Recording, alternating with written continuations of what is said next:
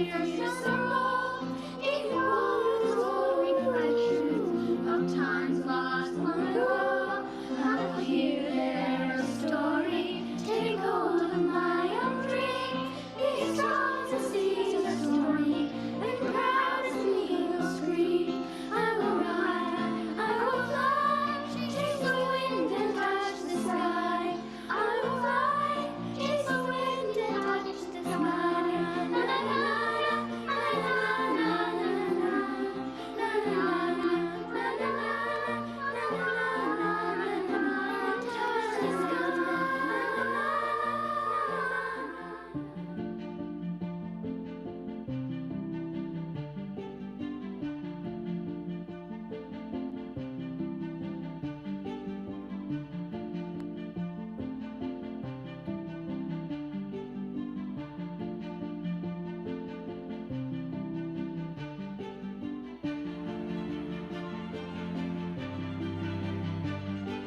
Welcome to all of you celebrating the KW Oktoberfest Women of the Year. Why is it so important to celebrate women in our communities right now? Waterloo Region is filled with extraordinary women. These unsung heroes that think about others first before themselves. It is our responsibility to lift up the entire class of women. Maybe because I teach kindergarten, I always try to find ways to show the kids in my class how their one little random act of kindness and the next little random act of kindness collectively will have a huge impact for someone. The more that we reach out and connect with other women, the stronger that we are. Because we're living in a different time where we're all learning together. We have diverse and amazing women in our communities that we need to celebrate. So many of us are having to pivot in our daily lives and in our businesses. Historically and currently, so many women are dealing with marginalization and injustices and adversity. And when we build each other up, we give other people permission to do the same thing. Women have come together and risen to the occasion. They've shown compassion and support, and they've used their skills and expertise during this time. Celebrations like this are also important because they're another way to make a public statement that the work we do, both paid and unpaid, is valued, honored, and important, because it is. I came to Waterloo, the Kitchener Waterloo, 25 years ago, and I am still in awe of what this community has been able to achieve. A space where we can collaborate, connect, and map the work from volunteering to mentoring and entrepreneurship to politics. We are on the grounds for massive, massive social and cultural change. And who better to lead it than women? Because there's a power in the pack, and there's a beauty in the influence of sisterhood. Women who refuse to live in a place where anyone is less than. They refuse to live in a place that lacks kindness. They want to make sure that the region is a place that we all want to be. I believe in inner power, the power that is within all of us, the power that cannot be comprehended with the human mind. And I believe that women are truly connected to that power. We need to be amplifying each other's voices. We need to be celebrating our accomplishments, our achievements, our ability to be resilient in times of great uncertainty. So go out there and lift up other women. As a collective whole, we are going through one of the hardest times in our lives, in history, for mankind, for humans. But I think as women, we've realized during this past year that we are resilient, that we are adaptable, that we are strong, that we are beautiful. This is just one more reminder to use your energy to elevate one another and celebrate the success and strength of the women in our community. To simply be a present, to be authentic and loving. To inspire future generations and show our kids what's possible. I know that we are stronger and together we are capable of achieving so much more. We show the younger girls that what we can do, we're going to create a beautiful future for them. It's important that we all lean in to keep the dialogue going, learn more about how to be stronger allies, and put words into action that better support and elevate all women. And these are just some of the reasons why celebrating women in our community is so important. You've been leaders, and we're so very proud of you. Go Team Women!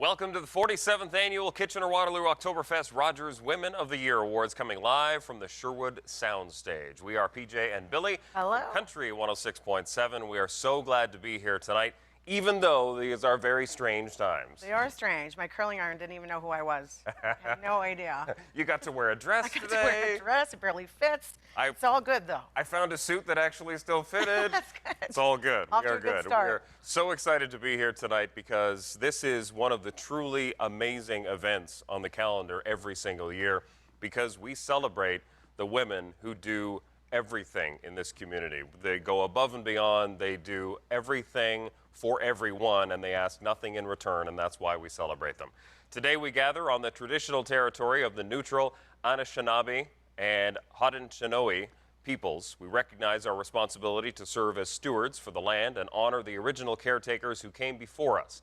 Our community is enriched by the enduring knowledge and deep-rooted traditions of the diverse First Nations, Métis, and Inuit in Waterloo Region today. We are so proud to gather tonight to pay tribute to a record-breaking 70 nominees, many of whom you just saw in that wonderfully inspirational video. What an amazing message, and thank you so much to Respecting the Process for creating such a tribute. You also may have noticed the song that played at the introduction to the event. Special thanks to the Cambridge Girls Choir for that rendition of Touch the Sky from the Pixar film Brave. The Rogers Women of the Year Awards are coordinated by a small but mighty group of volunteers. Please welcome Chair of the Women of the Year Organizing Committee, Karina Graf.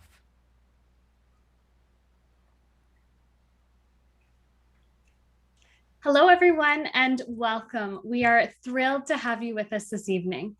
We have a record-setting 70 nominees this year, a testament to the strong women in this community. Personally, I've been truly inspired as I learned the stories of this year's nominees. From a woman who launched the first online African grocery store in Canada, to a woman who has shared more than 126,000 pairs of new socks with folks who are in need, and so many more. Everyone nominated tonight has provided incredible support to others.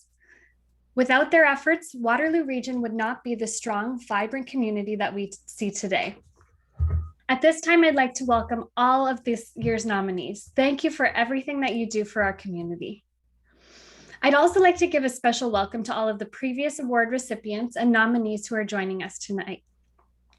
You've also inspired countless others with your efforts. We're so glad to have you with us. Before we begin, I'd like to thank all of our sponsors, because without them, none of this would be possible.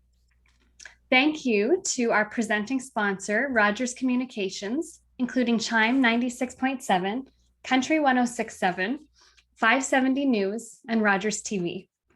Thanks to our event production sponsor, Sherwood, to our award sponsors, Pillars Fine Foods, Rogers TV, Greater KW Chamber of Commerce, Chime 96.7, Country 106.7, and 570 News, Home Hardware, Enbridge, Schleichel Villages, and the Kitchener Fire Department. To our event sponsors, Westmount Signs and Printing and Blitzen, and our special entertainment supporters, Respecting the Process and Good Company Productions, and our restaurant partner, Proof Kitchen and Lounge.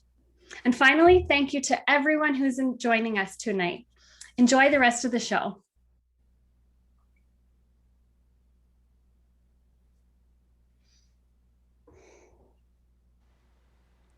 Thank you, Karina, and thank you to all the members of the Women of the Year Committee who have worked so hard on this year's event.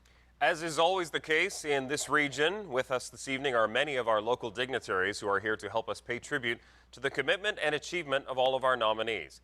Thank you for joining us on this very special occasion. Welcome to Regional Chair Karen Redmond and Regional Councilors Elizabeth Clark, Jim Erb, and Helen Jowett, Mayor of Kitchener, Barry Verbanovic, Mayor of Waterloo, Dave Jaworski, Mayor North Dumfries, Sue Foxton, Waterloo Region Police Service Chief Brian Larkin and Deputy Chief Shirley Hilton, Kitchener Fire Assistant Fire Chief Dimitra Resendez, Waterloo Fire Chief Richard Heptich, our local MPs including Tim Lewis, Brian May, Raj Saini, and the Honorable Bardish Chagger, our local MPPs including Catherine Fife, Mike Harris, Belinda Carajalios, and Laura May Lindo. Now please welcome Regional Chair Karen Redmond to bring greetings on behalf of the Region of Waterloo. Hello, I'm Karen Redmond, Chair of Waterloo Region. And on behalf of my colleagues at Regional Council, as well as council members of the 7 area municipalities, I am pleased to bring greetings to the Oktoberfest Woman of the Year Awards. Despite the impact of COVID-19, one thing remains constant across Waterloo Region. Time and time again, individuals and organizations step up to deliver services, address gaps, and create opportunities. As they have in the past, these selfless community members have helped us navigate these uncharted waters of this pandemic. One example of our pandemic team is comprised of Dr. Shuli Wong, our Medical Officer of Health, Lee Fairclough representing our hospitals, and Dr. Sharon Ball representing primary care. Their leadership and tireless efforts have provided a compass throughout this pandemic. At Regional Council, we have an anti-racism advisory group that has helped us to make diversity, inclusion, and equity at the core of the region's approach. This advisory group's input and advocacy on policies, procedures, and practices is essential as we work to combat systemic racism. Throughout the rollout of the vaccine, community members have stepped up to ensure that the right considerations and resources are in play to support high priority groups who are disproportionately impacted by the pandemic. This initiative has been led by Deputy Chief Shirley Hilton and a team of dedicated partners. Some of these partners within the community are nominees in tonight's recognition event. There are 8 categories with a record number of 71 nominees. Many of us in attendance have been honored to write letters of support for these amazing community members. Congratulations to each nominee, and thank you to the people who supported their nominations. While some extraordinarily deserving winners will be honored tonight, I want to thank all of the nominees on behalf of the region. It is truly our communities that are winners because of the selflessness, the expertise, and the generosity of all of these nominees. Thank you, enjoy your evening, and let's celebrate these amazing women.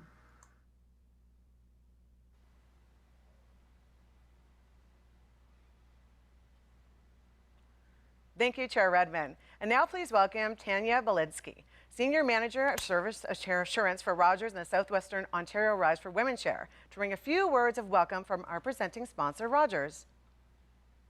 Hi, my name is Tanya Belitsky. I started with my career with Rogers 27 years ago, working in various departments across the organization. My current role is Senior Manager within Field Operations.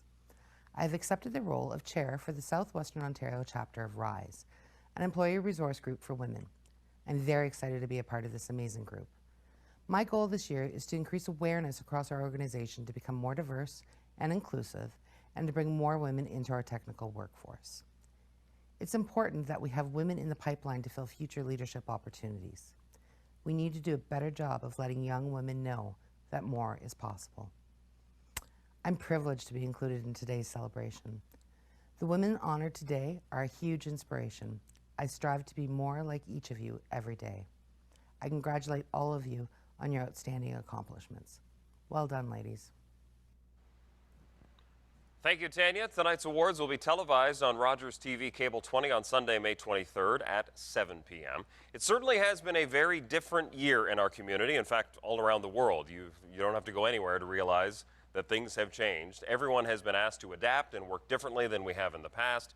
This year is no different, and that is no different for Kitchener-Waterloo Oktoberfest. Like many festivals all around the world, they had to think differently and create a whole new way to bring the festival to our community and to ensure the economic and cultural impact of the festival and what it provides for this region. Now, here's Tim Beckett, president of Kitchener-Waterloo Oktoberfest, to say a few words. Guten Abend, lieben Frauen und Herren. Good evening, worthy nominees, ladies and gentlemen, and welcome to Kitchener-Waterloo Oktoberfest, Rogers Women of the Year. What a year it's been. But, as always, this community takes on these challenges and steps up for each other. And this pandemic is a good example of where the community has come together. We were unable to present last year's Women of the Year awards in 2020, but it didn't mean that they weren't important to us. In fact, we really wanted to make sure that we got it right. And we took the time and put it together so that we would have them available to you tonight virtually. On behalf of the Board of Directors, I want to welcome you all to the official Kitchener-Waterloo Oktoberfest Rogers Women of the Year. Welcome, everybody. Tonight we are celebrating the powerful women of Waterloo Region. Strong, powerful, compassionate, awesome leaders in our community are all words that would describe tonight's nominees. I'm very impressed, but not surprised, when I've seen the list of nominees. Those that are in formal leadership positions, the generosity and caring for others in need, and downright being the awesome yous that you are day in and day out. Hats off to all our nominees tonight. Speaking of awesome, let's talk about our volunteers. Oktoberfest wouldn't be what it is without our volunteers and those that step up to put on events such as this one tonight. We had an incredible team led by Chair Karina Graft, and I can tell you that the committee poured their heart and soul to put on a unique experience for all our nominees. It's not easy trying to do a virtual event, but I know this committee really wanted to make sure that this one was unique and unforgettable for all. I also want to thank Carrie Lynn Wilkie for stepping up as our board member liaison and supporting the team throughout their endeavors. I also look forward to hearing from Samra Zafar as she speaks tonight about her experiences. She's a top 100 most powerful woman in Canada. She's been identified as a top 25 most inspirational woman in Canada, and that will definitely be worth hearing. Thank you for being with us here tonight, Samra. Congratulations, and thank you to all our nominees for what you do in making our community a better place. Your actions speak louder than words, and louder than any words that I could put together tonight. So, in my mind, everybody's a winner. You represent everything that our festival strives to be. Dedication to the community, determination to achieve your goals, and a commitment to success. I hope to have the opportunity to see each of you in person once this pandemic's over. That'll give me an opportunity to individually congratulate each of you for your accomplishments. You are all truly inspiring and truly amazing role model. I am humbled and privileged to share the stage with each of you tonight. And again, thank you very much for doing what you do. Danke schön, Madame and Herren, and enjoy tonight's evening, everybody. Much, Tim. We're so excited to see what the Kitchener-Waterloo Oktoberfest team has in store for us this fall. The COVID-19 pandemic has put a tremendous strain on every single organization that serves our great community, creating more demand for support just when resources are becoming more scarce. That's why this year, a portion of all tickets sold to the Women of the Year event will be donated to the Sexual Assault Support Center of Waterloo Region. And now a few words from Sarah Castleman, Executive Director. Good evening, everyone. My name is Sarah Castleman, and I'm the Executive Director of the Sexual Assault Support Center of Waterloo Region. Tonight, our center is receiving a portion of ticket sales, so thank you so much to KW Oktoberfest and all tonight's guests for making this incredible donation to our center. With the pandemic, the demand on our services has never been higher, so we're so grateful for our community's support. As an intersectional feminist agency, we applaud KW Oktoberfest for recognizing the contributions of women, trans, and non-binary folks in all their diversity in this community. Congratulations to the 70 nominees. And thank you to your entire team for the courageous way you have risen to the challenges of this past year. We know that every little bit of support can make a huge difference. That's why this year we've partnered with Proof Kitchen and Lounge in Uptown Waterloo to create a signature cocktail, the Pink Sapphire. Sounds exciting. Very fancy. Quite excited by this. A portion of all sales of the cocktail will also go to support the important work done by SASC. And now we're going to head over to Proof Kitchen and Lounge in Uptown Waterloo to connect with beverage manager Abby Rush. Abby and her team at Proof are behind the creation of the Pink Sapphire. For those of you that are enjoying the first few sips at home, here's a look at how this delightful drink is made. Hello and welcome to Proof Kitchen and Lounge. My name is Abby. I'm one of the managers here. We are so happy to be part of such a great event which celebrates the outstanding women who lead and shape our community. From the arts and science, entrepreneurship, health and wellness, these women are inspiring role models who foster a community of compassion, dedication, and innovation. Today, we are going to make for you the Pink Sapphire. It is a floral and tannic drink featuring the delicious Bombay Sapphire. So it does include an ounce and a half of Bombay. And next up, we have grapefruit juice that has been infused with rose and hibiscus tea. So it's nice and floral and tannic. Next up, a couple dashes of cherry bitters. We add the cherry bitters to add some depth and brightness to the cocktail. Last up, you want to ice pack your drink. Last ingredient, the not super spicy Fever Tree ginger beer. And we just top that up like so. And we give it a nice stir. The ginger beer tops the cocktail off by adding a slight spice and effervescence to the cocktail. Lastly, in-house dehydrated orange to garnish your drink. So, congratulations to you and thank you to your contribution to our community.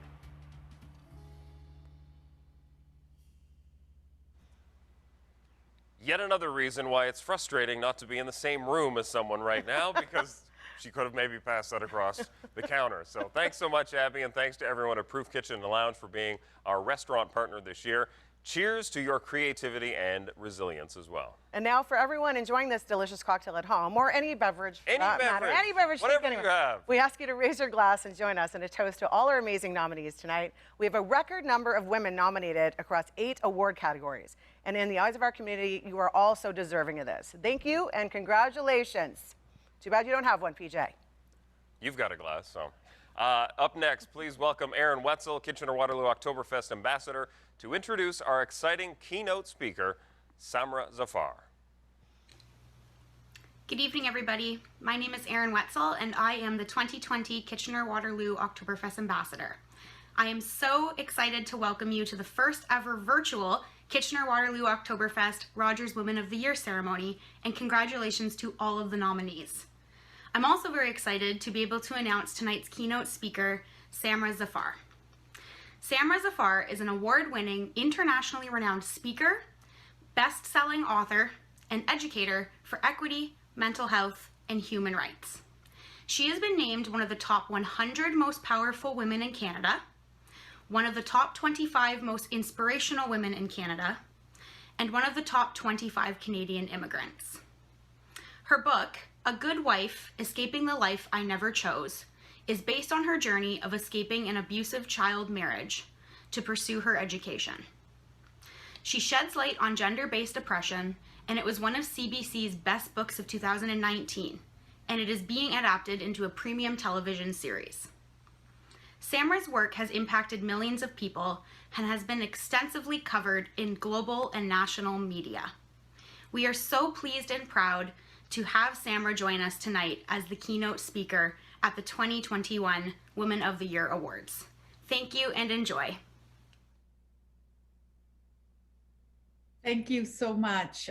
It is an absolute honor, and I have been in awe of all the messages that I've been reading and all the reading all the nominations over the past week, and just, you know, filled with so much powerful feminine and women energy. So congratulations to all of the nominees, and I can't wait to congratulate the winners as well. And it would have been nice to do this in person, but this is the next best thing we get, and we will not hold back from celebrating as much as we possibly can. And that kind of brings me to my talk today, and this topic of my talk especially it was really, I was thinking about so many different times in my life where I felt, or I was made to feel by people around me and the systems that I grew up in and the kind of patriarchal environment that I grew up in, that I needed to diminish my voice. I needed to be less of who I am. I needed to fit into certain cultural, societal, and gender-based boxes that were prescribed for me in order to be accepted, respected, loved. And that was really the entirety of my childhood, and even a lot of my adulthood. Growing up, I was told that my dreams were not too valid because I was a girl. Growing up, I was told that it's okay to, dream, but just don't expect those dreams to come true because that would be unrealistic.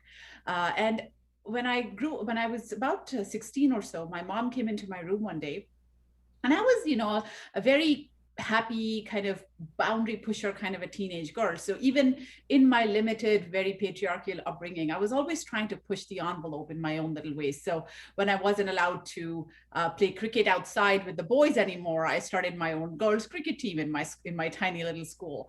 Or I started a school newspaper to share all my radical ideas of gender equality and empowerment for everybody. So I never really thought that something like this would happen to me. I thought, yeah, everybody talks about it, but it's not like I'm going to be married. I want to go to Harvard and Stanford and change the world and make a difference, et cetera, et cetera. So when my mom came into my room one day, when I was 16 years old, I was doing my math homework. She put a glass of orange juice and stroked my hair lovingly and pretty much announced that in a few months, I would be getting married to a man who lives in this faraway country called Canada.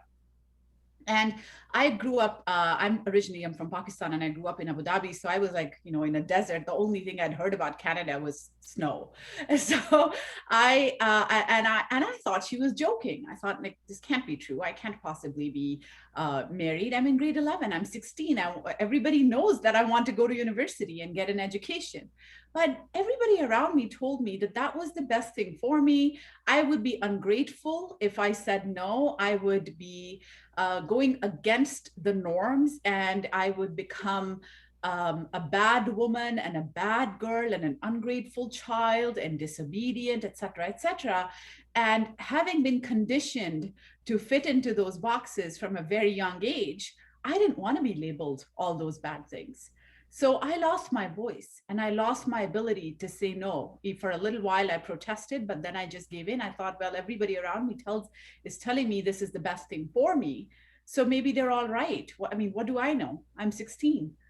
And a few months later, just after my 17th birthday, I was decked up in red and gold, sitting beside this man who was 11 years older than me. I had never met him before. He was an absolute stranger. And he was now my new husband. And a few months after that, I arrived in this big, beautiful, and very, very cold country as his wife. At that point, I was told that I can't go to a regular high school to finish my high school because it would be inappropriate. I was now a wife, a soon to be a mom.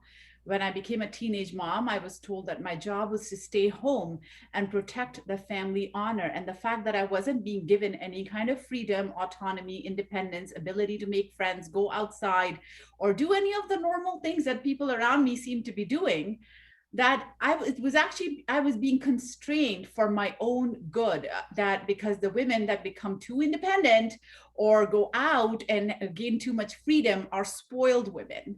So I was being protected from being corrupted, so to speak. So again, because I was being trained, and initially I resisted, and then I started to diminish myself even more, go into my shell even more.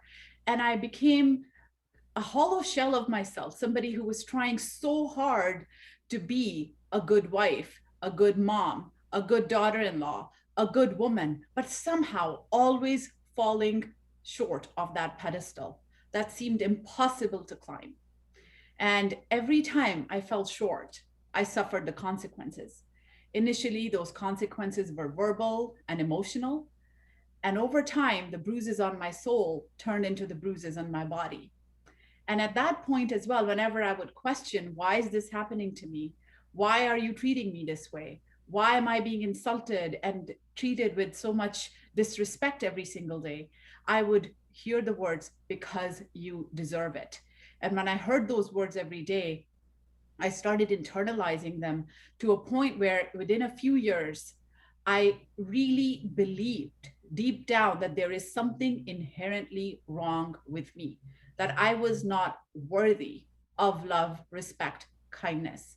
I was not good enough to be treated like a human being. I was not deserving enough of being able to pursue the dreams and goals that I had. It was like, I often describe that time as living in a dark box with enough air that you could breathe and just survive, you could get by, but not enough that you could actually breathe deeply and thrive. It was like living in a state of constant suffocation, every day waking up and wishing that it would be a dull day, an uneventful day, because that would be a good day. Every day wishing that I don't do something to make things angry and ruffle the feathers and make it worse. But even during those very dark days, there was something in me. There was this little voice in my head that would just never go away. No matter how much I tried to silence it, there was this little, I used to call it a bug, like this bug in my head that was just, I want to go to school. I want to get an education. This doesn't feel right. This can't be okay. What if there is a way forward? What if there is a way out? I would see women around me. I mean, I was living in Mississauga. I would see women around me going to work, going to school. I would see, his friends and other people in the neighborhood. I would see my daughter's teachers who would be women. And I was like, well, these are women too. Like, so why am I so different? Why am I so unworthy?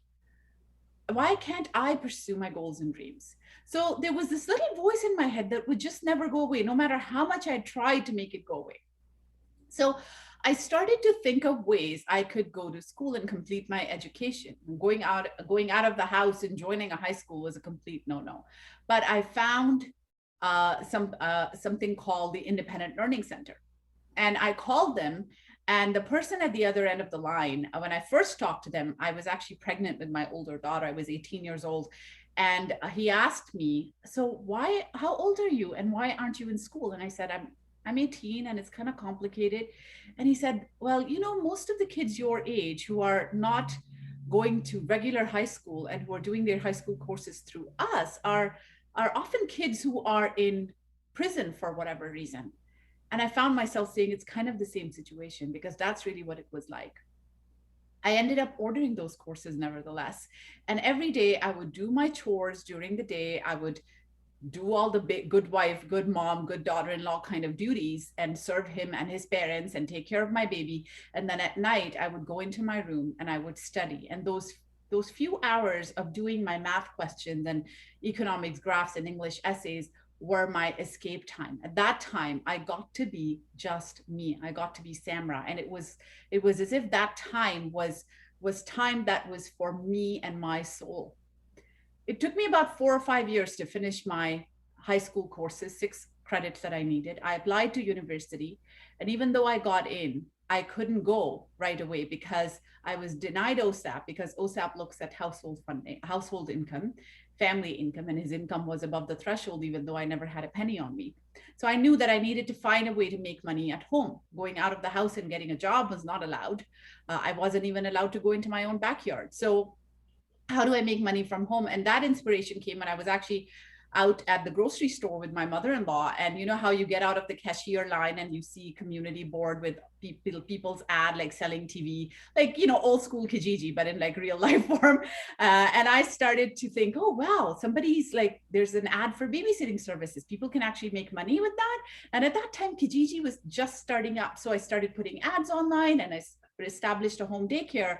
And even though most of my money would be taken away from me, I would still stash away a little bit on the side every month to build a nest egg that would pay for my first year tuition fee as a part-time student at the University of Toronto. So this whole journey took about 10 years before I was able to finally start school at U of T.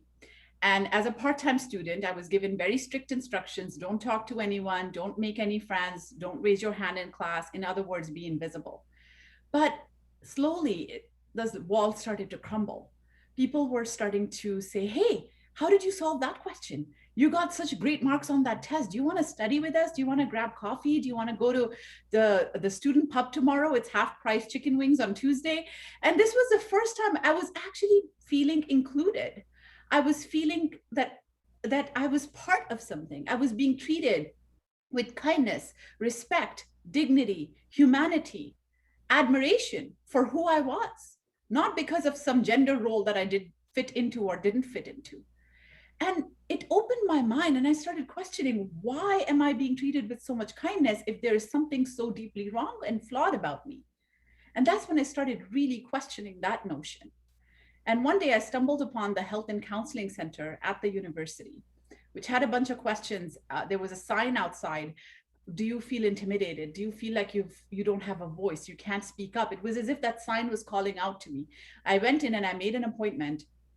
And that's where I started to learn what was happening to me was not okay. There was a name for it. It was abuse. It was not normal. I did not deserve it. And most of all, it was not my fault. It took me another year or two to gain enough knowledge about my rights in this country as a woman, as a Canadian, as a human being, about the options that I had, about the fact that I didn't want my two daughters to grow up believing that being treated that way was okay for any reason, least of all your gender.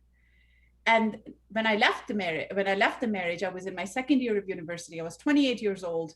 I had two very young kids and no plan really. Like I just had some basic idea about, what I could do, some knowledge about my rights and counsel, having gone through counseling and stuff. But I had hope, a little bit of hope that maybe there's a slight, tiny chance that I can make it. I was working 4 or 5 jobs, on-campus jobs, part-time jobs, selling butter chicken and biryani to students on campus, working as a tutor and a TA, going to school full-time, taking care of my kids. And there were so many times that I felt that, I won't be able to make it. But even in each of those dark moments, somebody would say a few kind words. Somebody would show up with ice cream at my doorstep. A professor would say something motivational to me that would make me and teach me how to believe in myself, that would make me feel better about myself. So I kept taking it one step at a time, one day at a time. And eventually when I graduated as a top student at the university, I was at another crossroads in life. What do I do with all this? Like I got more academic success than I could have ever imagined. And I could have taken those awards and accomplishments and my fancy new job. But on the other hand, I felt this hunger, passion, fire in me, that this is not just my story. This is the story of millions and millions of us around the world who continue to struggle and suffer in silence because they're being told that they don't deserve better, because there are so many barriers that are set up in the system for inclusion. And I wanted to do my part to make a difference. That's when I started sharing my story 8 years ago. And today, here we are. And every day, I feel like I'm just getting started. I feel like the more I do in this space, the more I feel that we need to do. And there's some very, very powerful and very key lessons that I've learned and I continue to learn, but some that have stayed with me and have kind of now become definitely become my way of being, my blueprint of life that I would love to share with you today and leave you with. First of all, oftentimes we as women, we stand in our own way. And that is not our fault. That's how we've been conditioned. That's how we have been oftentimes raised or told by society, by culture, by corporate culture. We have been made to feel that we need to fit into certain boxes. We need to diminish ourselves and we don't have what it takes to move forward. But actually, what we do have is the ability to figure things out. The only difference between success and failure is getting back up every time you fail. That's it. There's no magic ingredient. There's no like something that I have that others don't have. I always say that strength and power lies within us, not around us. When we find it within us, then others around us will champion us as well, but it starts from us. And even in those early years of my marriage, when I had no hope of ever being able to go to school, I would still stand in front of a mirror and practice my graduation speech. And that is the dream that I kept alive. So you got to keep your dreams, you got to keep them alive. And I always say, like, keep your visions big.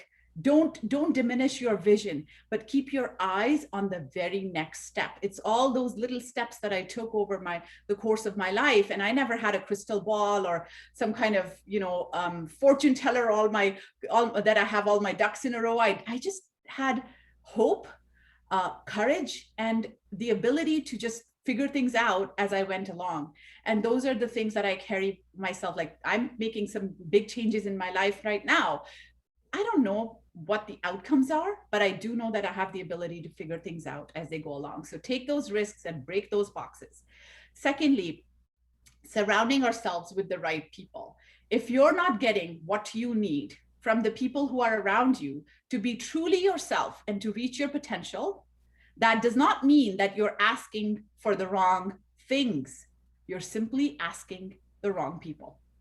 So surround yourself with different people. I never got support from my family, from my community, from a lot of people that I considered my friends and well-wishers. My parents are the ones who pushed me into a marriage. Everybody around me told me it was my job to stay and make it work. The backlash that I faced from my community was tremendous after I left my marriage, because I'd done something so shameful and so wrong for a woman to do, to walk away from my marriage. But today I'm surrounded by people who champion me and love me for who I am. And those are my chosen family. So you got to build your own personal cheerleading squad. And I can already tell by just a few minutes into this event that this is a woman's personal cheerleading squad. Like, all of us are each other's cheerleaders. So it starts with us, and then surrounding ourselves with the right people. And finally, always remember to pay it forward. And just seeing this vibrant community right now, how we're all celebrating each other, championing each other, nominating each other for awards. Those are the things that, we as women need to do even more of. We are often made to believe that there's a limited pie and we all have to fight each other for a bigger slice of that pie. But actually, we got to work each other to grow the size of the pie so everybody gets more. And it's not just enough to do it for women as a whole. Look at women for the lens of intersectionality, women who are coming from diverse backgrounds, from indigenous communities, women who are coming from BIPOC communities, women with disabilities. Like, we face even higher barriers and even lower glass ceilings. So it requires deliberate, thoughtful, and inclusive action, and a very, very intersectional approach. So leadership is not about job titles. It's not about hierarchies, or it's not about resumes and fancy letters beside your name. Leadership is about breaking barriers to inclusion. Leadership is about speaking up and sparking dialogue for change. It's about carving a path, not just for yourself, but also for others around us and with us, who can walk on that path and who can champion and make this world a more gender equitable and an equitable place overall. There are so many women right now who are not safe at home because of rising domestic violence, because of isolation. There are women right now who are displaced from work because they have obligations of childcare. So even though we're all, we hear this, we're all in the same boat. We're not in the same boat. We're in the same storm. But a lot of us are cruising along in luxury yachts, but some of us are hanging on to any pieces of debris to keep our heads above water, and some sadly are drowning. So it's important to reach out, practice those random acts of kindness, celebrate each other, because I am living proof of the fact that a few kind words can save someone's life. And there is nothing worse than being in pain and feeling isolated and feeling that no one cares. And we can all do that for each other and for the people around us and make this world a much more inclusive, equitable, and just a better place, not just for ourselves, but for women who will come generations after us. So thank you so much for including me. I'm so inspired with each and every one of you. And I look forward to keeping in touch. And please write to me, please share with me your stories as well. And congratulations to each and every one of you.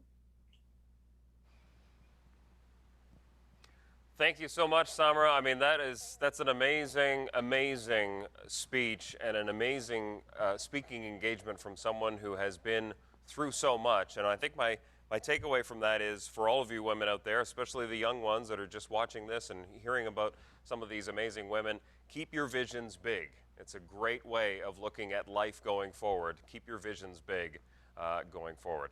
Now the portion of your program that I'm sure you're all anxiously awaiting, and certainly the nominees certainly are, the awards presentation. For our audience at home, we encourage cheering and clapping and celebrating the nominees as their names are announced, and please feel free to offer words of congratulations in the chat as well. And by the way, this is what everybody's trying to win. I can't actually show you it, because I found out this one actually has a name on it. So I can't show this one, or I'd be giving something away. But these are the awards, and we certainly thank, special thanks to Westmount Signs and Printing for supporting this event with the lovely awards, which we delivered to our recipients in the coming weeks. And stop trying to put your name on that, by the way, PJ. The first presentation this evening is the Arts and Culture Award presented by Home Hardware. Let's head over to Proof Lounge in Uptown Waterloo, where Megan Furman, Manager of Public Relations for Home Hardware, will tell us about this award category.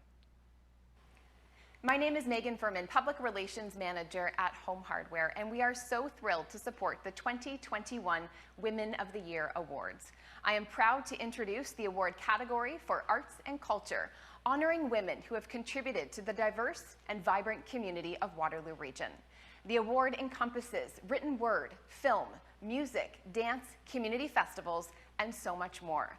On behalf of Home Hardware, congratulations to all of the nominees. Here are the nominees for the Arts and Culture Award, presented by Home Hardware. Jamie Armstrong, April Bulmer, Donna Dubé,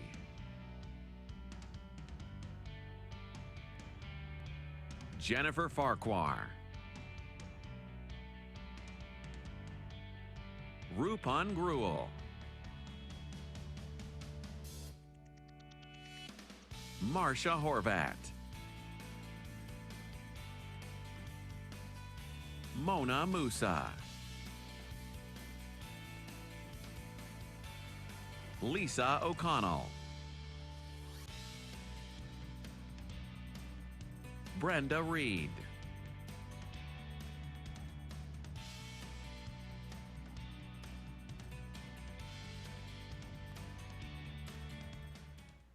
And the recipient of the 2021 Arts and Culture Award is Jamie Armstrong. Congratulations, Jamie. Jamie's transition from actor to director through her roots at Drayton Entertainment has allowed her to establish herself as a force in the Canadian theatre scene.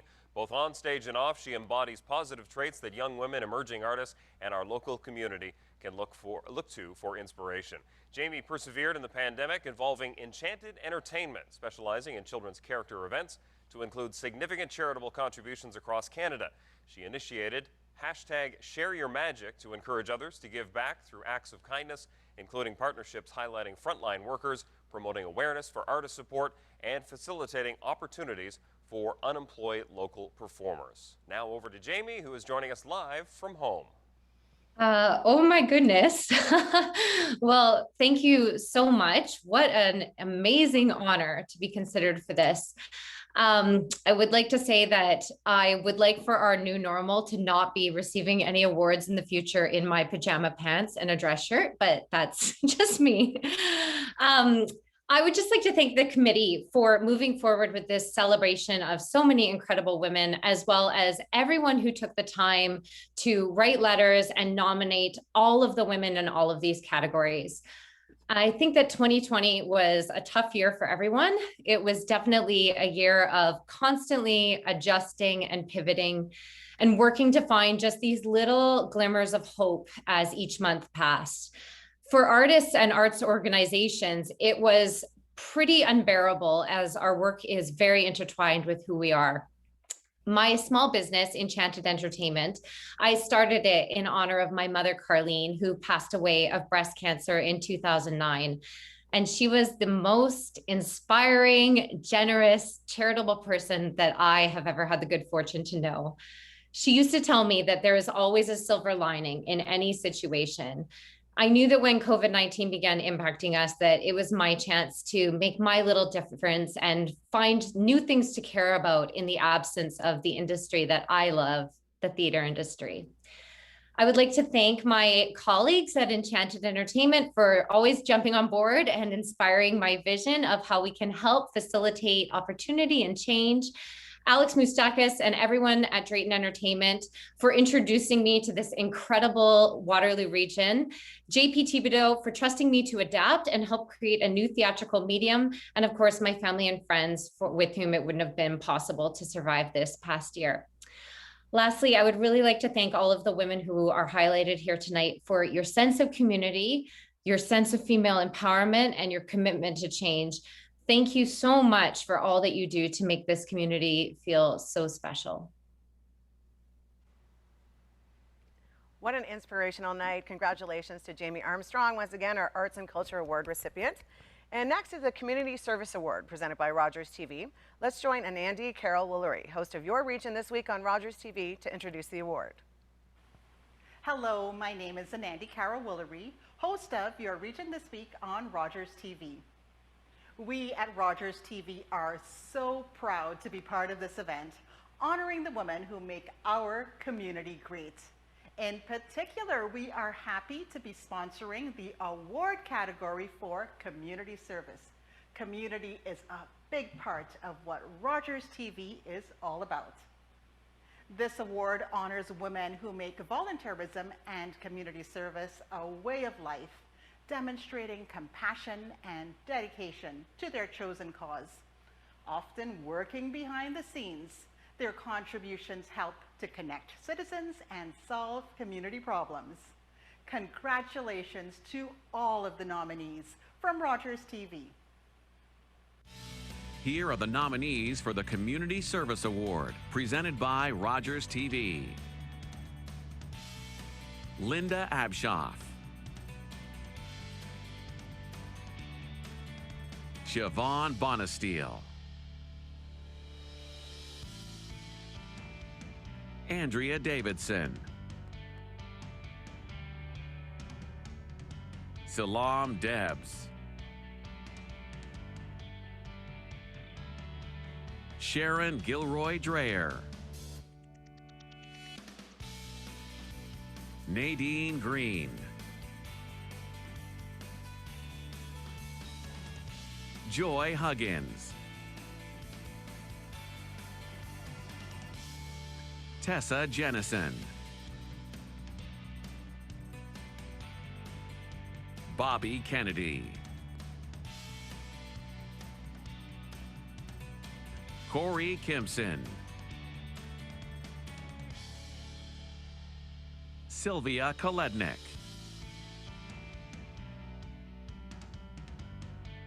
Julie Sawatsky, April 2, Shelley Juvenile Hesh, Tammy Webster, Corinne Williams,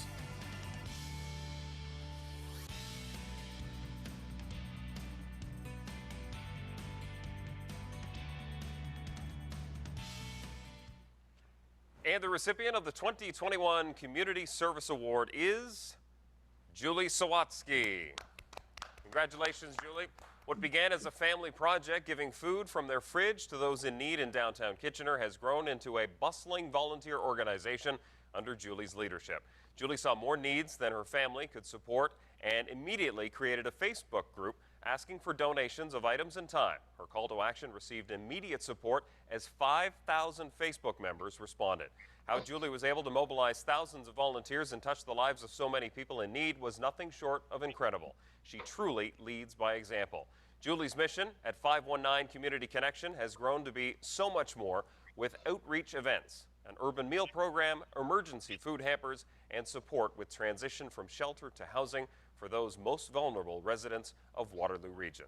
Now, over to Julie to say a few words. Hello, thank you so much. It honestly is a little shocking. I never imagined in a million years that I would win this beautiful award. There's so many deserving women, not only in this category, but all of the categories.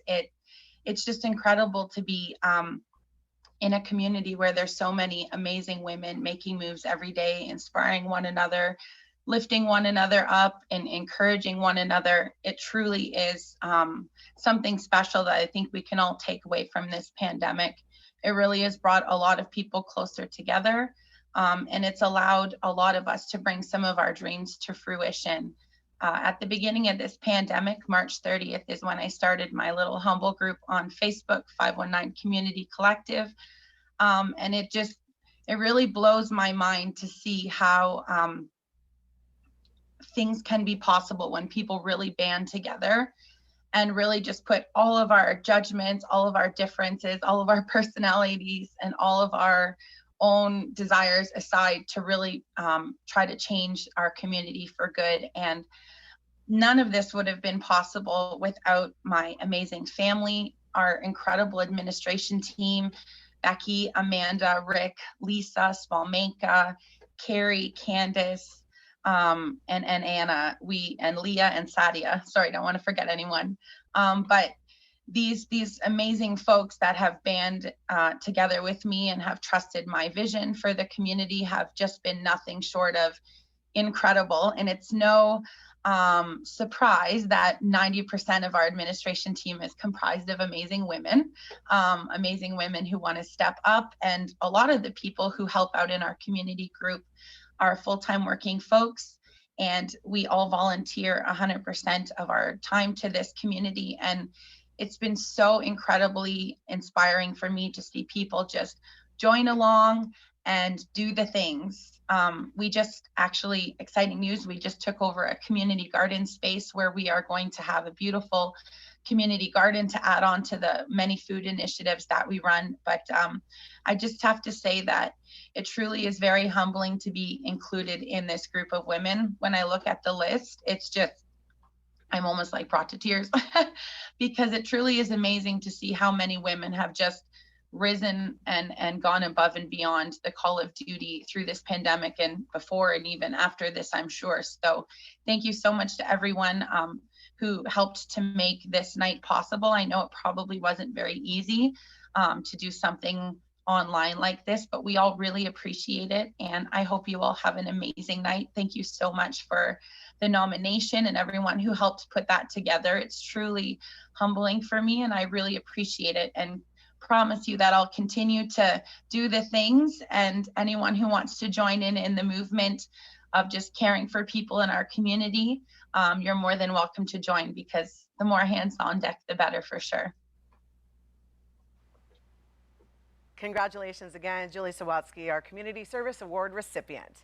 The next award is the Entrepreneur Award, presented by Pillars Fine Foods. Let's get back to Proof Lounge, where Stephanie Egan, Director of Marketing for Pillars, will introduce the award.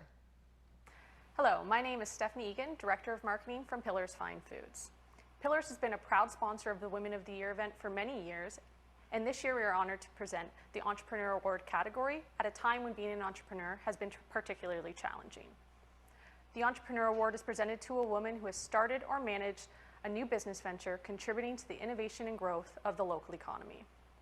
Determination to succeed, innovative ideas, strong vision, collaboration, resilience, and leadership are just a few of the characteristics associated with the outstanding women nominated in this category. On behalf of Pillars, congratulations to all of this year's nominees. Here are the nominees for the Entrepreneur Award, presented by Pillars. Bola Tito Alawode.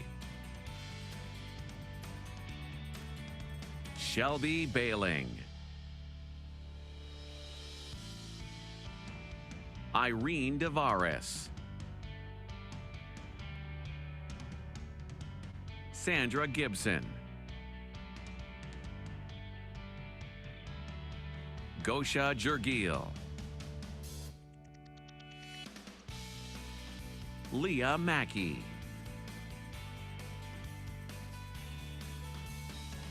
Jessica Malcolm. Stephanie Mello.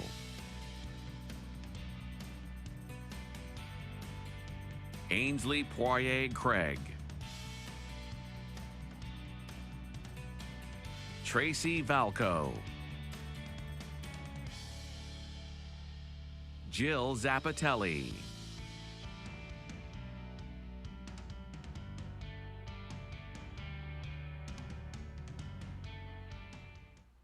And the recipient of the 2021 Entrepreneur Award is Jill Zappatelli. Congratulations, Jill. Jill is a courageous female entrepreneur who is committed to her profession as a human resource professional. Jill opened her business, which quickly became a pillar for all businesses and organizations at all stages of their business cycles.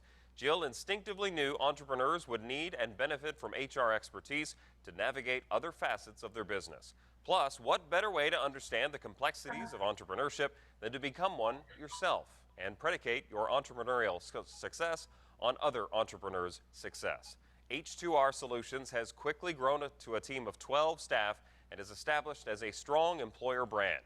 Jill balances her business with volunteering. She is a role model for her staff, HR colleagues, and her sons, inspiring others to follow their business dreams. Now over to Jill, who is joining us live.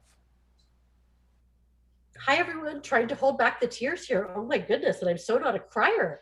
I am absolutely honored. I want to thank and congratulate my fellow nominees. This is an amazing group of women, and I am truly honored. And I'd like to thank the committee this evening as well. I could not have done this without the support of my friends, my family, my business partner, Melanie, my team at H2R Business Solutions. I feel like I'm forgetting, oh my goodness, I feel so unprepared, but thank you very much, everybody. I truly am honored. H2R Business Solutions has been around now for, this is our 5th year in business. And I hope to continue to grow and continue to do wonderful things in this community and continue to help the small to medium-sized businesses. It's been a really tough last year. And we know that things are going to continue that way for a little while, and I just hope to continue to help. So thanks again, everybody. Good night. Congratulations to Jill Zappatelli, our 2021 Entrepreneur Award recipient. And congratulations to all. The party is going on. It's off the charts.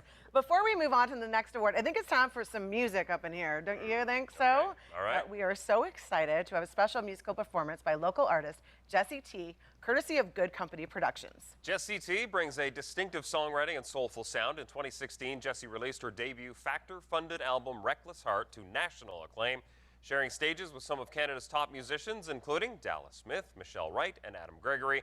Jessie continues to impress audiences with her engaging live performances. Her highly anticipated second studio album is due to be released in mid-2021. Thank you to Good Company Productions for sponsoring this performance.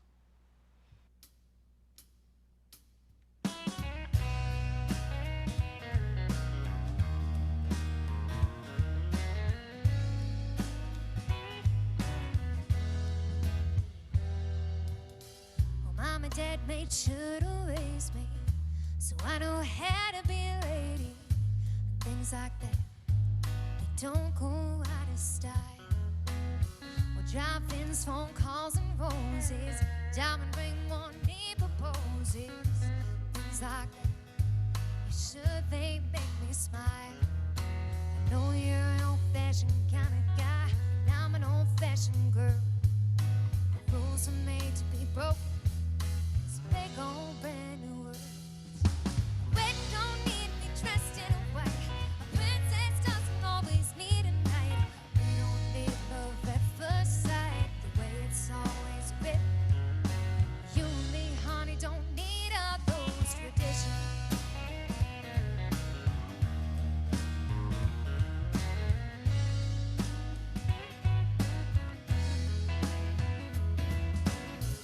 If we dance, boy, I like to lead. If you spin me, sweep me off my feet. 'Cause moves like that don't go out of style. We'll have a drink or two and I'll get the tab. Well, it's only 10, but I can call it half. 'Cause we both know we've been here for a while. No, I'm an old-fashioned kind of girl. You're an old-fashioned guy. Let's make our own traditions so I can take you home tonight. Oh yeah. A wedding don't need to be dressed in a way. A princess doesn't always need a knight. We don't need love at first sight, the way it's always been. You and me, honey, don't need all those traditions.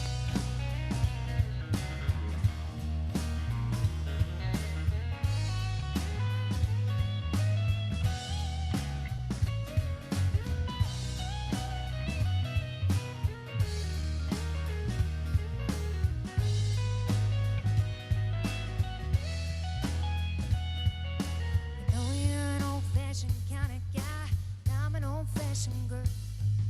The rules were made to be broken in this big old brand new world. A wedding don't need to be dressed in a white. A princess doesn't always need a knight. We don't need love at first sight, the way it's always been. I'll say thanks if you hold the door. If you do the cooking, I'll do the chores. We'll make a little love and a whole lot more. It's how we're living. You and me, honey, don't need all those traditions. You and me, honey, will make our own traditions.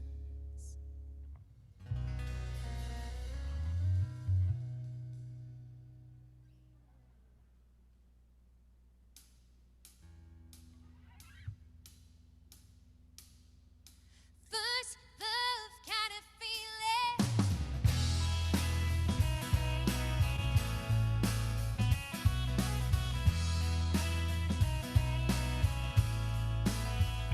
Well, I admit 1 or 2 times I've fallen head over heels, but there's something about the first time you feel the rush, the desire, that unforgettable fire. 15, it seems so unreal. Giving away my heart a couple times since then, but the first real spark never burnt again. And I had no clue until you smiled in my direction. The fear that rush again. First love kind of feeling, the one that I forgot about. First love kind of feeling, I thought that I could live without. First love feelings got me for the sake I'm tired.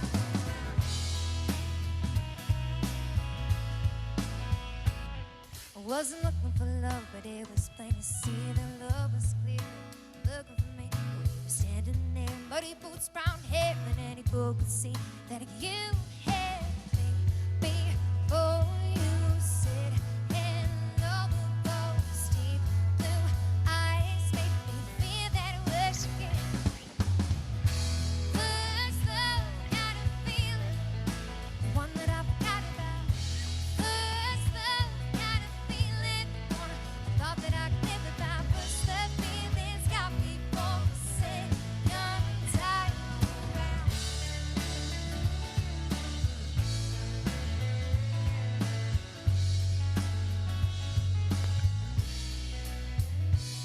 You've been holding me close for a little while now. I still can't believe that, baby, I found this first love feeling for the sake I'm tired.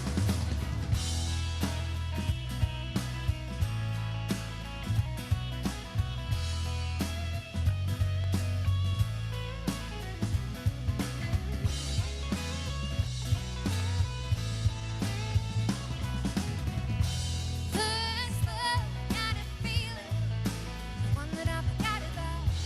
First love kind of feeling, the one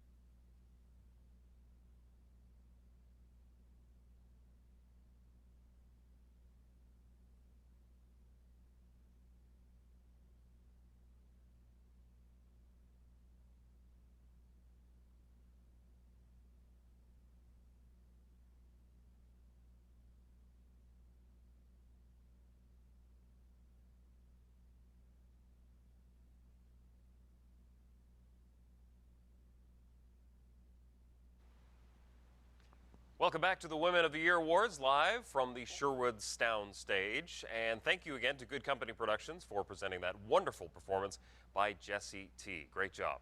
If you want to catch it again, you can check it out on their YouTube channel, or you can watch the entire program on Rogers TV coming up Sunday, May 23rd at 7 p.m. You can learn more about the Good Company Productions Concert in a Box series by visiting goodcompanyproductions.ca. And now back to our slate of exciting award presentations. The next category is the Health and Wellness Award, presented by the Greater KW Chamber of Commerce. Let's join Chamber President Ian McLean to tell us more. Hi, I'm Ian McLean, President and CEO of the Greater Kitchener-Waterloo Chamber of Commerce. The Chamber understands the importance of health and wellness for the fuel that drives our business and organizations, and that's our people. And that's why the Chamber is committed to promoting mental, physical, and spiritual well-being in our community. And that's also why we are so proud to be sponsoring the Health and Wellness Award as part of this tremendous event. This award recognizes women who have demonstrated continuous dedication to improvements in areas related to fitness, nutrition, general health, spiritual wellness, and mental health. Every day they make contributions to the health and well-being of our region, including things like creating health and wellness-based businesses, being advocates for mental health awareness, researching new medical technologies and treatments, and supporting the elderly, and so much more. Congratulations and good luck to all of the nominees from your friends at the Greater Kitchener-Waterloo Chamber of Commerce. Here are the nominees for the Health and Wellness Award, presented by the Greater KW Chamber of Commerce. Diana Beckman, Dr. Veronique Boscart, Dr. Nicole Diddick, Kate Elliott, Dr. Linda Lee, Diana Strickland,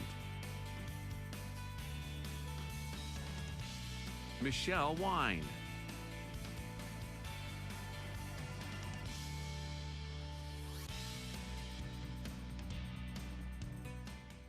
And the recipient of the 2021 Health and Wellness Award is Dr. Linda Lee.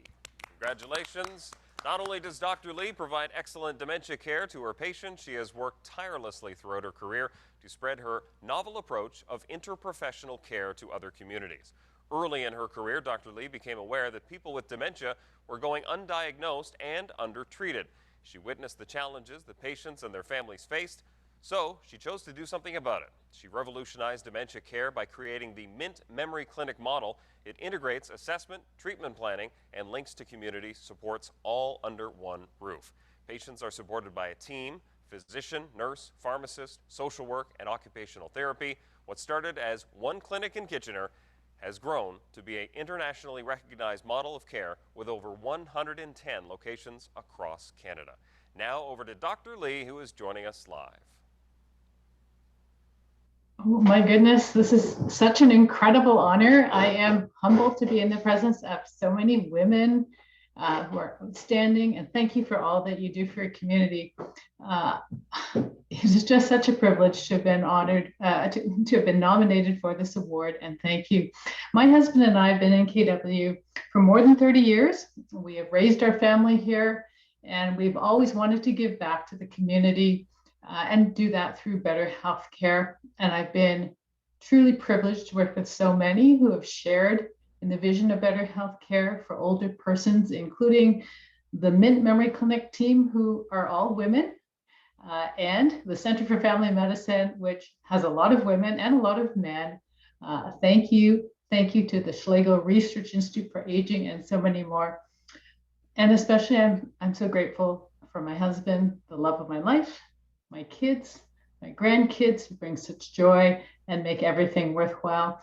Thank you. This is such an honor. I am very grateful, and I want to congratulate all the outstanding nominees tonight. Thank you for all that you do to make our community great. Congratulations again, Dr. Linda Lee, our Health and Wellness Award recipient. Now it's time for the Professional Award, sponsored by Chime 96.7, Country 106.7, and 570 News. Please welcome Adele Newton from Chime 96.7 to introduce the award. Hi, it's Adele from Chime, and I am honored to be here with you, supporting so many incredible women in our community. I'm representing the Rogers Radio Group, which has been a longtime supporter of the Oktoberfest Women of the Year. And I'm sure you know a few trailblazers. You are probably one yourself. The Professional Award is presented to a woman whose achievement in her vocation field has brought distinction to herself, her employer, and her community.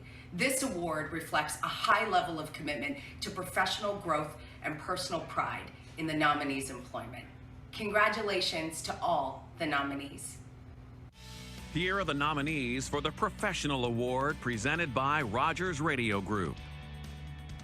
Irandeep Badil, Judy Bradford, Kimberly Fowler, Jennifer Gordon,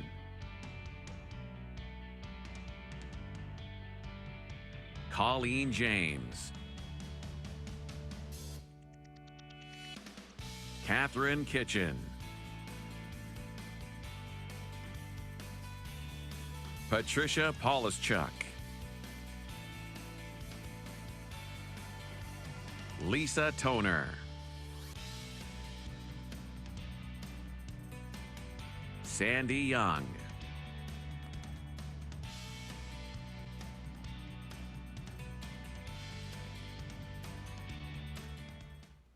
And the recipient of the 2021 Professional Award is Jennifer Gordon. Jennifer has committed her professional career to education, advocacy, and improvement of the status of women. At the YWCA Kitchener-Waterloo, Jennifer served as the Director of Youth Services and Entrepreneurship, where she brought a portfolio of innovative youth programming as well as the In Her Shoes social enterprise to the community. More recently, as the Director of Advocacy for YWKW, she leads the Feminist Shift, whose mission it is to address and prevent gender-based violence. Jennifer balances her work at the YWCA with her role as a senior advisor at the Canadian Centre for Disability Studies, Eviance, a national community-based research organization that is a leader in disability human rights and operates a consulting business. She knows how to lead social impact work that creates real positive change through business, research, art, or advocacy. Join us in congratulating Jennifer as she joins us live. Hi. So I didn't see that coming. I'm in such a category of such strong, accomplished women at such varying stages in their career and their impact that I kind of had just assumed I was going to be clapping, not talking. But I'm very excited and enthusiastic to have been nominated in this category. I grew up under the influence of entrepreneurs, and I think that speaks volumes to my approach to trying to make change in the community. These entrepreneurs, my family, my parents, they ran forward always. Even when they were running backwards, they were still running forwards. They climbed mountains that were damn near impossible and relentlessly pursued their ideas. They shook off when people around them weren't ready for what they were bringing forward. And they jumped at any opportunity for someone to say, oh, that's a good idea. Hey. Just fuel. I'm just... This would be how it would go. Long story short, I feel like that's sort of like the music that happens when they like tell you to get off the Oscars stage. The inspiration that they brought to me means that no matter what community issue, particularly feminist women-based issues, come forward, I'm willing to run at them. I'm willing to try different things. I'm willing to fail. I'm willing to get back up. I'm willing to bring in, you know, other ideas and people. And I think their influence has brought me to the point where I could be even considered in a category like this for someone who's really trying to make the most of their profession. I'm lucky in my work as well. The platforms that I'm afforded through the YW Kitchener-Waterloo, my own consulting business, Pineapple Flags, as well as Eviance, and the 40 other hats that I'm wearing on behalf of everybody in the community trying to make change on the behalf of women and gender diverse folks. They afford me the opportunity to be creative, to try different things, and lift me up when I need an extra push to kind of keep going. The network of women around me is incredibly strong. There is not a beer that has been drank together that some idea has not been mustered up a better way to create a better community and to make change. The women that are here today, the women in my category, the women in every category, I think I just keep smiling for them all. It's been a little ridiculous. I kind of keep trying to keep a stoic face, but I'm excited that women are dedicating themselves to making Waterloo Region better, not just for ourselves, but a better community for everybody. So thank you also to my friend Sue, who cracked down and got this nomination in for me. Of course, she's messaging me and texting me right now, I'm sure with lots of praise. Again, for those who aren't nominated but feel like their work is not seen, know that someone is paying attention and that your value is important. That's all. Congratulations again to Jennifer Gordon, our professional award recipient. Now it's time for the award for Science, Technology, Engineering, Arts, and Math presented by Enbridge. And now let's join Nicole Fernandez, Manager of Operations for Waterloo from Enbridge at Proof Lounge to introduce the award. Hello, I'm Nicole Fernandez, Manager of Operations for Enbridge Gas, located here in Waterloo. Enbridge Gas is committed to advancing gender equality in the workplace, with a strong focus on advancing women in leadership. We're so proud to be the sponsor for the Science, Technology, Engineering, Arts, and Math Award that recognizes outstanding contributions in the scientific and technological community. This woman could be an innovator in the technology industry, an educator at one of Waterloo Region's post-secondary institutions, a researcher at one of the area hospitals, a contributor to the Perimeter Institute for Theoretical Physics. The region is overflowing with intelligent, innovative, and inspirational women in this field. Congratulations to all the nominees on behalf of Enbridge Gas. Here are the nominees for the STEAM Award, presented by Enbridge. Teresa Dan. Dr. Christine Logo. Angelique Moring. Olga Pavluchik. Avi Peters.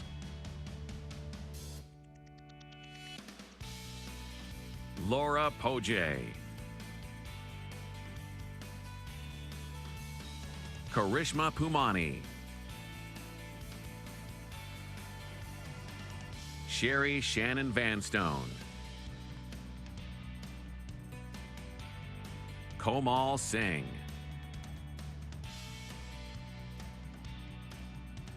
Leah Zhang Kennedy.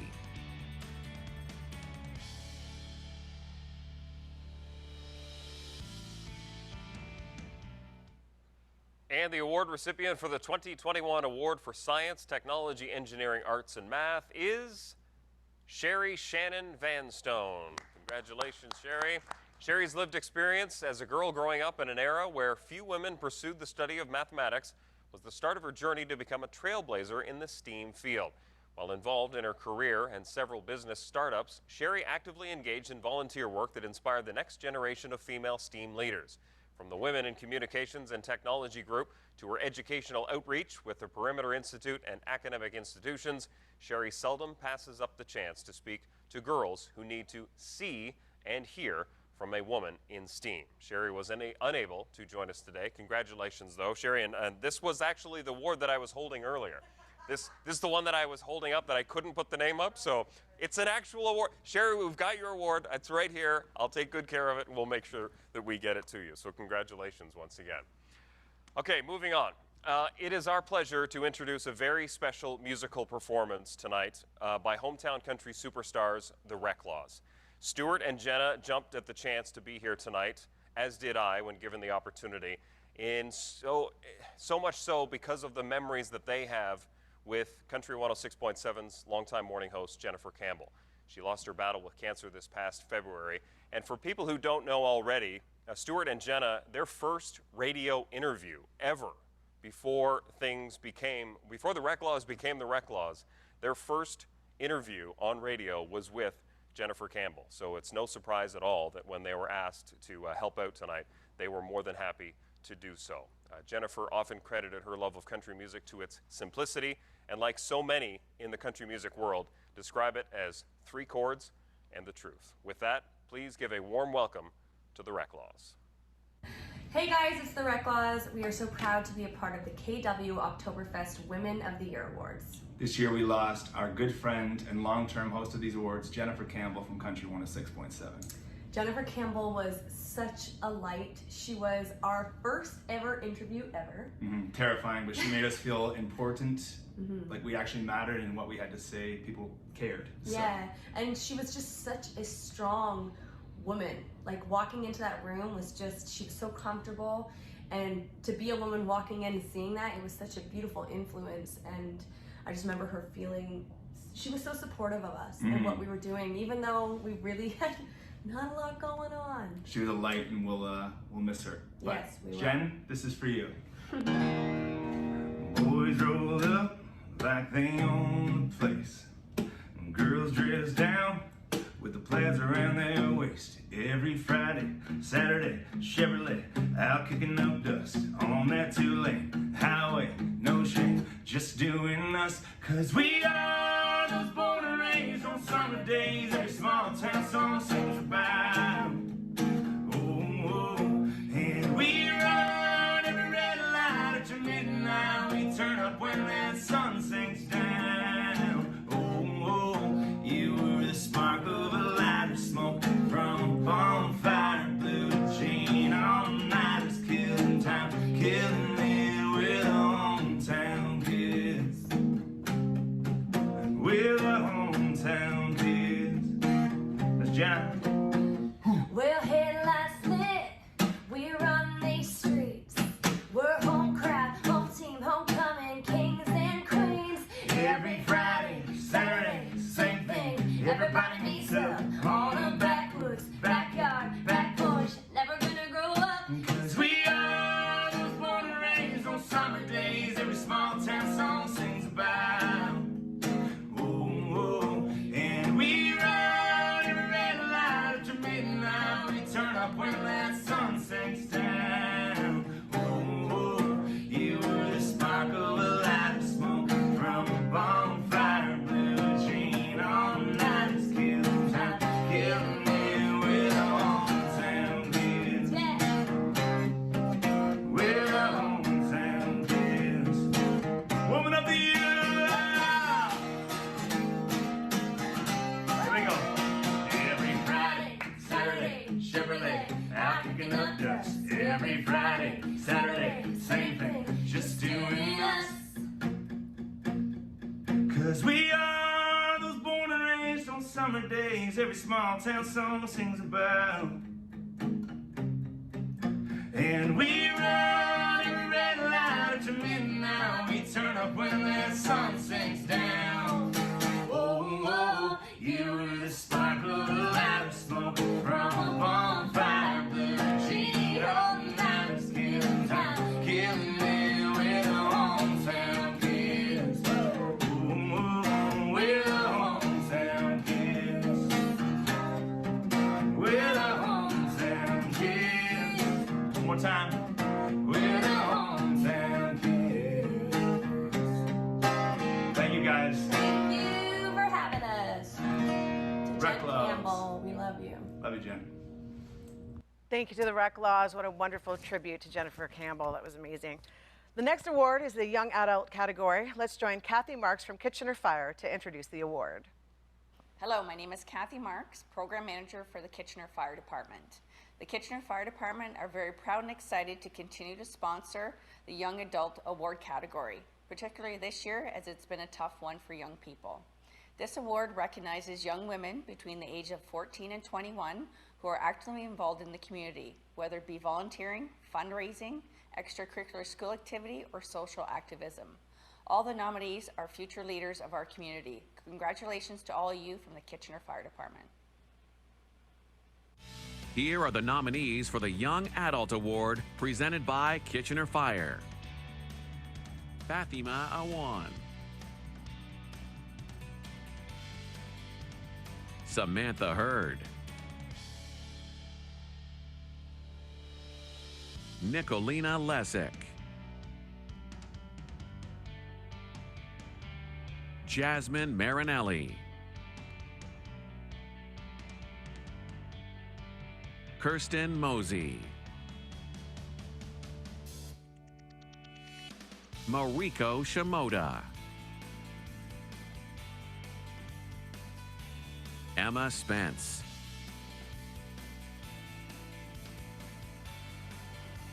Rupa Vemumapali,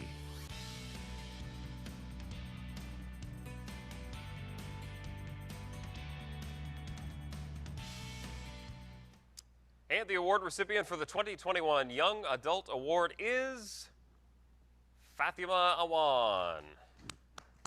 Fatima is an inspiration and role model with an innate ability to make things happen, create a difference, and overcome challenges. She has made an enormous impact over the past 4 years at Southwood Secondary School as a passionate advocate for all students.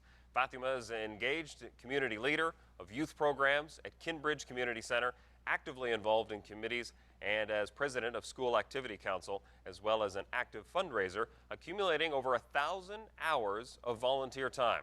Fatima exemplifies the virtue of good citizenship and inspires all of us to go above and beyond expectations. Join us in congratulating Fatima as she joins us live.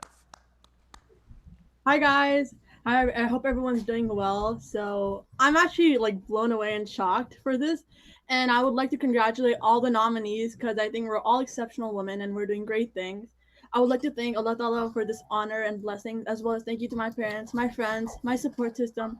I would like to thank Miss Madge for nominating me, and I think it is very important as we move on in such situations that we forever support one another, take hands, lead together. And I wish everyone the best. And during these tough times, I hope that, you're all doing well, you guys inspire one another and forever live and lead on. So thank you once again for this nomination and for this honor. Thank you. Congratulations once again, Fatima Awan. Tonight, it is our pleasure to announce the inaugural awarding of a $1,000 scholarship for you, Fatima, as the Youth Award winner. It's all in partnership with Oktoberfest Cares and the Oktoberfest Rogers Women of the Year Awards. This scholarship holds special meaning as it is presented in loving memory of our dear friend and my radio co-host, Jennifer Campbell. Jennifer was a community champion for women. She wore her heart on her sleeve and was never afraid to speak her truth. The annual Oktoberfest Rogers Women of the Year Awards always meant so much to Jennifer. It's why she emceed this event for so many years. She used to talk about how inspired she was by the incredible women showcased here who helped build this community, our youth, leaders, mentors, and women like all of you here tonight who make such a difference. She often told me that one of the great joys of her doing this event and being involved in this event was seeing the smiles on the faces of all the nominees and their supporters that were with them at their tables. She used to love talking about the women power in the room each and every time this event was held. We know that Jennifer would be proud of all you've achieved and grateful for your incredible passion for this community, a community that she loved with all her heart. Congratulations again, Fatima, our first scholarship recipient as part of the Youth Award in memory of Jennifer Campbell. And now let's go back to Jessie T for one more song before our final award.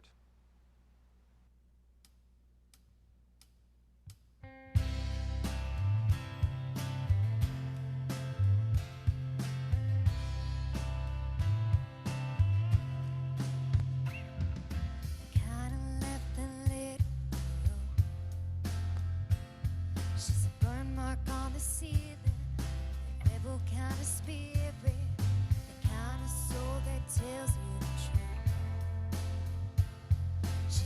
Those kind of feeling, that bluebird you keep hearing in the morning. She's still so rare. A mother, a fighter, a sister, a lover, an angel in cowboy.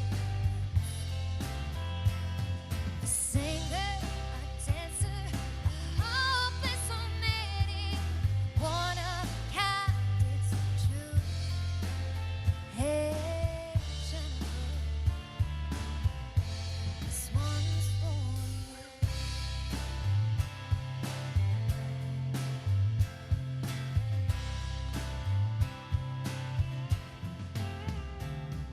The kind of heart you feel like you know,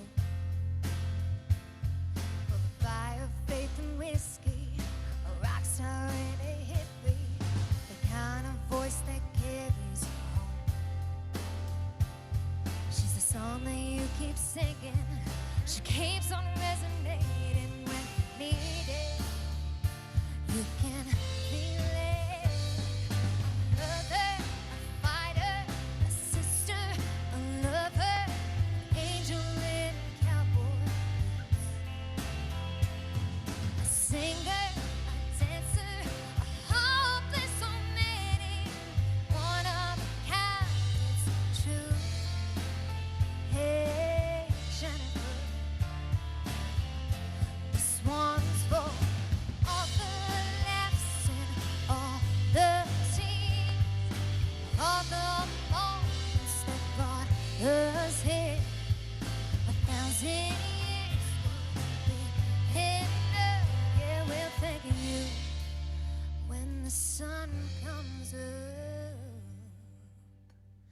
A mother, a fighter, a sister, a lover, an angel in cowboy. A singer, a dancer, a hopeless romantic, one of a kind, it's true. Hey, Jennifer, this one's for you.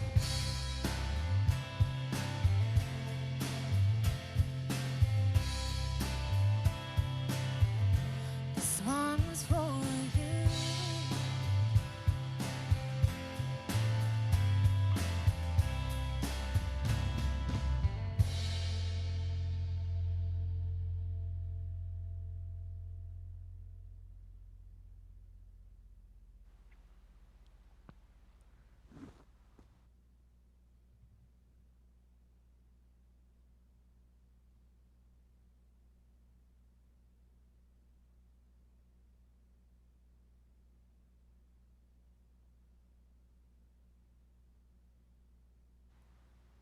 Thank you so much, Jessie T. That was just beautiful. And now for the final award of the evening. The last award presentation is for the Lifetime Achievement Award, sponsored by Schlegel Villages. Let's go one last time to Proof Lounge and join Christina Arsenal from Schlegel Villages to introduce the award category. Hello, my name is Christina Arsenault, Director of Lifestyle Options from Schlegel Villages. We at Schlegel Villages are so proud to be a part of this event, honoring the women who make our community great. In particular, we're happy to be sponsoring the award category for Lifetime Achievement, recognizing women who have been a role model, mentor, or advocate for over 25 years. This award encompasses a broad range of nominees. Women who qualify for this category could be an outstanding professional, academic, community activist, or artist. Any woman who has made an exceptional contribution to the development and future of Waterloo Region over the course of 25+ years. Congratulations to all the nominees from all of us at Schlegel Villages. Here are the nominees for the Lifetime Achievement Award presented by Schlegel Villages. Linda Abshoff, Dr. Veronique Bozkart, April Bulmer, Donna Dubé, Marcia Horvat, Dr. Linda Lee,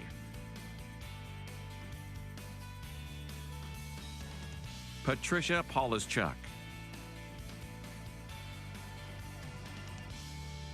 Laura Poggi.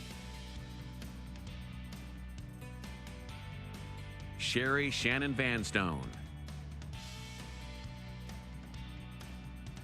Lisa Toner. Shelley Uvenile Hesh. Tracy Balco. Corinne Williams.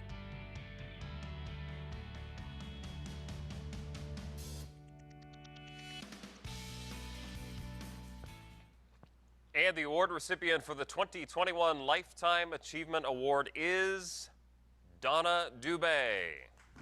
Congratulations, Donna. Donna works to bring First Nations, Métis, Inuit culture to the region, and she does so with the intention of being as genuine to the community and culture as possible. Donna selflessly works to make each person feel heard and understood while advocating for them at many different levels. For Donna, this is a duty and not a job in her leadership of the healing of the 7 generations. She strives in her work to build community and healing for the First Nations, Métis, Inuit peoples of this region, even during a pandemic. Donna's nominators describe her impact and contributions as so numerous they could fill an entire series of books. Donna has given them all a voice and created a platform to stand on in the fight for equality and rights as First Nations, Métis, Inuit. It is her passion, it is the reason she gets up every day, and why she has never taken any recognition for the work she does for this community. Congratulations, Donna, and now let's hear what she has to say about it as she joins us live.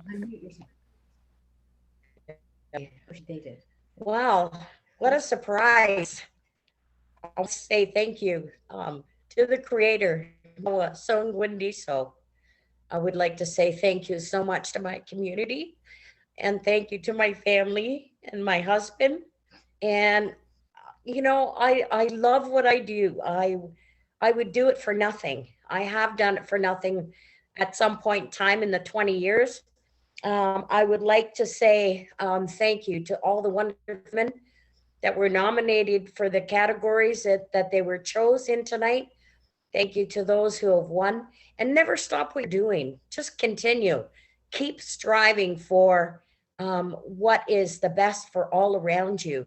We were put here for a reason, and I knew now that I'm older and smarter that the reason why I was here, the Creator put in the back of my head a long time ago when I was a tiny little seed. And I want to say thank you for allowing me to do the job that I've been doing. It has not been without challenges along the way, but those challenges has turned into awesome opportunities. And I've met some awesome people along the way who have encouraged me and supported me, and they continue to do that today. I would like to thank those who nominated me, those who sent in the support letters. I was a little bit on the humble side. I didn't read any of the support letters that were sent in, but now that I've been gifted with such an honor, I will read them when I go into the office tomorrow. I want to say thank you again for everybody and everything that you've done, and continue to do so, as we still have lots of work to do.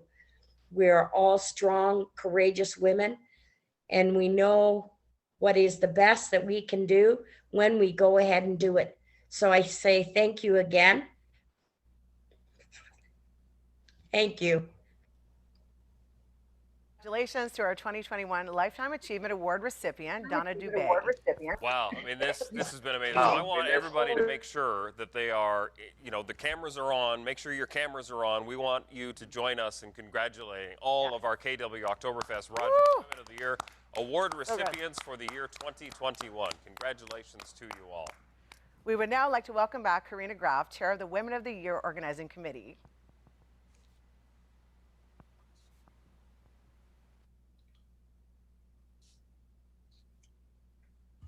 Hello again, everyone. I want to say a very big thank you to our organizing committee for the incredible work they've done to organize these awards and this wonderful event tonight. Thank you also to our board liaison, Carrie Lynn Wilkie, for providing invaluable leadership and guidance. And a huge thanks to Lori Davidson and the staff at Kitchener-Waterloo Oktoberfest for their late nights, weekends, and behind-the-scenes support. As you can tell from reviewing the nominees in your program, our adjudication committee had the extremely difficult task of selecting the category recipients from the incredible nominations that were submitted. I want to say a special thank you to our adjudication committee, Ada Barlat, Danny Basley, Laura Callum, Brenda Halloran, Chloe Jang, Nancy Cable, Fazia Mazhar, Laura Fanner, Lena Shamoon, and Yvonne Zensner. Once again, I'd like to thank all of tonight's nominees and award recipients for their incredible contributions to our community and beyond. And finally, I'd like to thank our incredible MCs this evening, PJ and Billie Holiday from Country 106.7. You have both been wonderful hosts. And now back to the Sherwood Soundstage. Thank you, Karina, and the entire organizing committee. Reminder, you can watch this program on Rogers TV, premiering on Sunday, May 23rd, 7 p.m. Thank you again to our event sponsors, Rogers, Rogers TV, Chime 96.7, Country 106.7 and 570 News, Sherwood, the City of Waterloo, Blitzen, Westmount Signs and Printing, Respecting the Process, Good Company Productions, and all of our amazing awards category partners as well. Now, to help us wrap things up, please welcome a special performance from Mixology A Cappella Chorus, who premiered at the opening ceremonies of the Kitchener-Waterloo Oktoberfest back in 2018. And join us tonight to give one last thank you to our nominees and recipients. This has been a lot of fun. So much fun. Thank you for joining me. Thank you for dressing up and coming out. Thank you for putting pants on. And I do have to say a big thank you to all of the organizers of this event. I know I reached out shortly after Jennifer had passed away, and I reached out to them and I just said, look, whatever you need, I know Jennifer was a huge part of this event. Whatever you need, I'm here for you. Just let me know. And they were willing to allow me to help out tonight. So it is my honor and my pleasure to do this for you, to all of these amazing women. Congratulations to all of the nominees and all of the winners. It's been a wonderful, wonderful night. Thank you so much for watching, everybody, and enjoy. Stay healthy, everybody. Stay safe. Good night. 525,600 minutes, 525,000 moments so deep, 525,600 minutes. How do you measure a year? In daylights, in sunsets, in midnights, in cups of coffee, in inches, in miles, in laughter, in strife, in dew. 525,600 minutes. How do you measure a year in the life? How about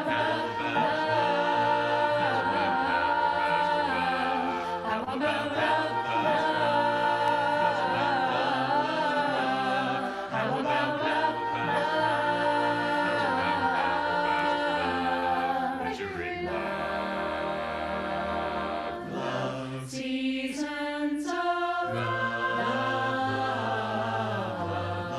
love, seasons of